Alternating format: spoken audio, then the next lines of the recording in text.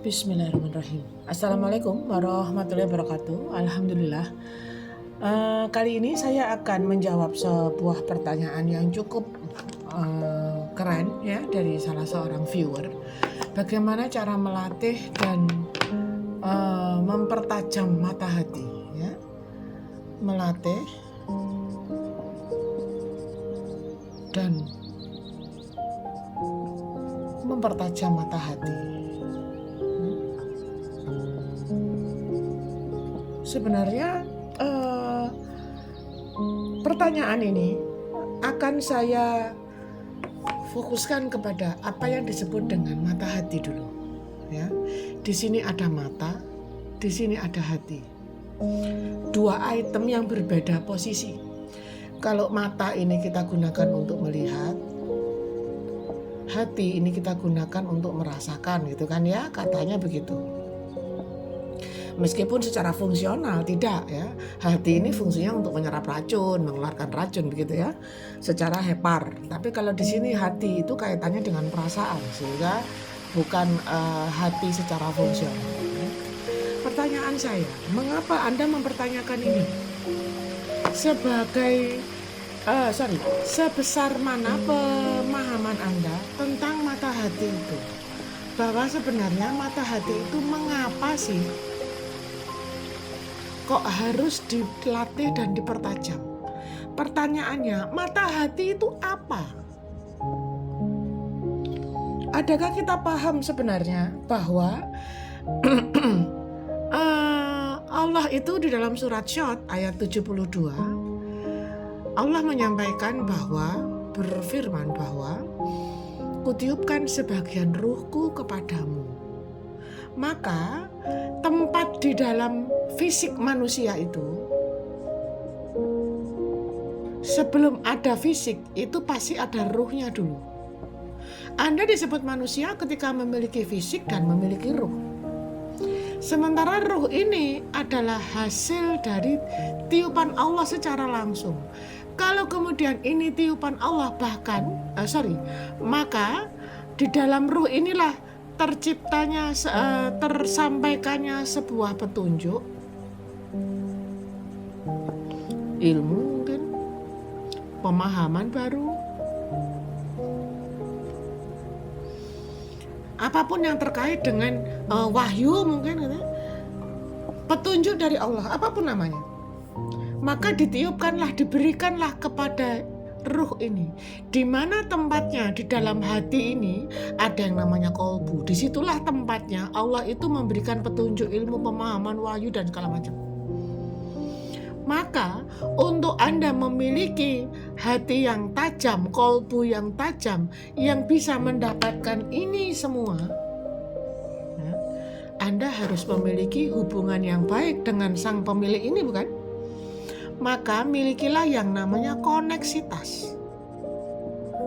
Apapun koneksitas itu, hubungan yang baik antara engkau secara fisik, engkau secara ruhiyah, kepada sang pemilik ini semua. Siapa pemiliknya? Maka jelaslah jawaban saya.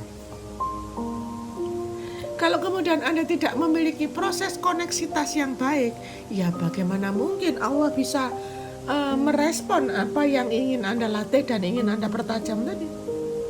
Lawang Anda tidak memiliki koneksitas yang baik. Anda hanya menghubungi Allah ketika Anda butuh saja. Anda hanya mengingat Allah pada saat Anda lagi ingin-inginnya disayang gitu. Anda baru cuma ngubungin beliau gitu. Ini kalau manusia nih ya. Bagaimana mungkin manusia itu akan mengingat Anda? Ini konsep manusia ya. Bagaimana Anda bisa mengingat seorang A gitu ya, ketika Anda hanya menghubungi dia ketika butuh? Anda tidak pernah berbagi cerita, Anda tidak pernah berbagi kalimat, tidak pernah menyebut namanya, nggak pernah nanyain kabarnya. Bagaimana mungkin dia memiliki rasa cinta kepada engkau? Itu konsep manusia saja Anda paham. Bagaimana dengan konsep Allah? Bukankah Allah itu Rahman dan Rahim? Yes. Tetapi Allah akan jauh lebih mudah untuk merespon sesuai dengan kadar cinta yang dimiliki oleh si pemilik fisik dan ruh ini. Maka koneksitas yang baik, Allah juga merespon. Kalau Allah merespon semua fisik dan ruh yang ingin mendapatkan petunjuk tanpa pilah-pilih, betapa tidak maha adilnya. Bukankah Allah itu memiliki sifat maha adil, di mana Allah memberikan respon yang jauh lebih baik kepada mereka yang memiliki koneksitas lebih bagus, kan gitu. Ini seperti sinyal provider saja. Apakah Allah memberikan rahman dan rahimnya kepada semua makhluk? Yes, kalau itu iya. Tetapi pasti ada skala prioritas bagi Allah, bagi mereka yang memiliki koneksitas yang baik. Maka sekarang bagaimana cara melatih dan mempertajam apa yang ingin engkau hubungkan dengan Allah agar mendapatkan ini semua? Maka cek seberapa kuat koneksitasmu kepada Allah. Jangan-jangan kau hanya menghubungi ketika butuh saja. Kalau ketika butuh saja, maka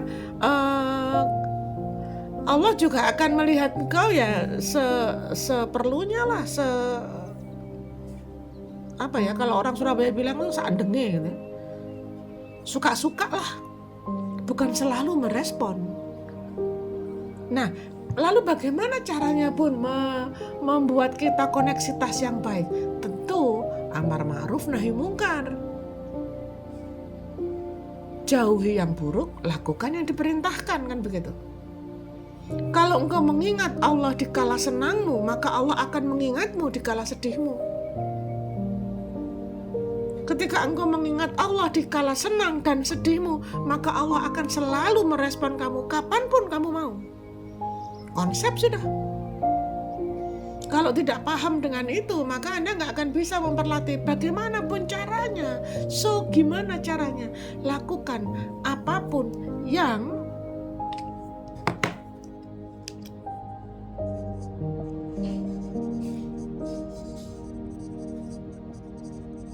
menyenangkan Allah.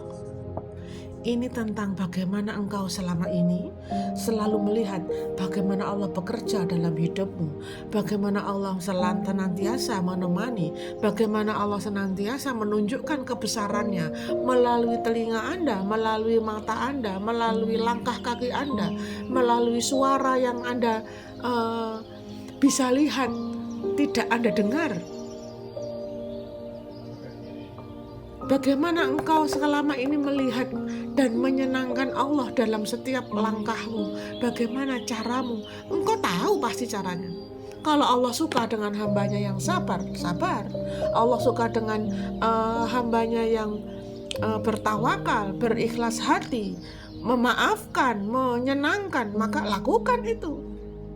Ini tentang bagaimana kita memiliki konsep yang baik tentang menyenangkan Allah, bukan menyenangkan Anda dan menyenangkan orang-orang sekitar Anda. Contoh menyenangkan Anda itu gimana, Bun? Contoh nih, Allah itu suka ketika lambung Anda jauh dari peraduan, ketika Allah tengah membagi dengan royal, ya, membagi dengan banyak sekali keberkahan pada jam-jam sebelum subuh, maka jauhkan lambungmu dari peraduan, jauhkan engkau dari tempat tidurmu. Menyenangkan Allah, menyenangkan Anda karena nikmat-nikmatnya tidur jam-jam segitu tuh. Jam 2, jam 3 tuh nikmat luar biasa. Kalau Allah suka 15 menit sebelum azan subuh, maka lakukan itu. Bun, saya lagi gak sholat, Bun. Gimana caranya? Bangun saja, zikir saja. Bun, saya lagi gak bisa sholat dengan jenak, lagi rapot begini, lelah dan segala macam. Maka cari cara di luar jam itu yang engkau menyenangkan Allah, kan gitu. Ketika engkau bangun saja lupa dengan Allah, apalagi ketika engkau tidur. Maka sekarang perpanjang waktu bangunmu dalam rangka engkau menyebut namanya dengan penuh cinta.